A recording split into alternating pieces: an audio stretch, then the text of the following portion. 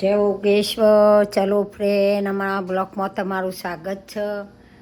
જો અમે રૂમો પાલ્યો છીએ. 4 વાગે રૂમો પાલ્યો ને રૂમો પાલીને નહીં ધોઈ અને ભગવાનના દર્શન કરી અને અમે ખાવાનું રેડી હતું બનાવી લઉં.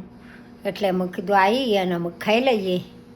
ખાઈ પીને પછી અવસર જોઈએ ભાઈ માતાજીનો. તાર બેઠો બેઠો પછી જોઈએ. જુઓ શાક, ચોરીનું શાક બનાવી છે, રસ કાઢ્યો છે, આ રોટલી ભણ્યાને બુંદેને બધાને ખાઈ લીધું. અમે મારા ખાવાનું છે તેમ ખાઈ લઉં.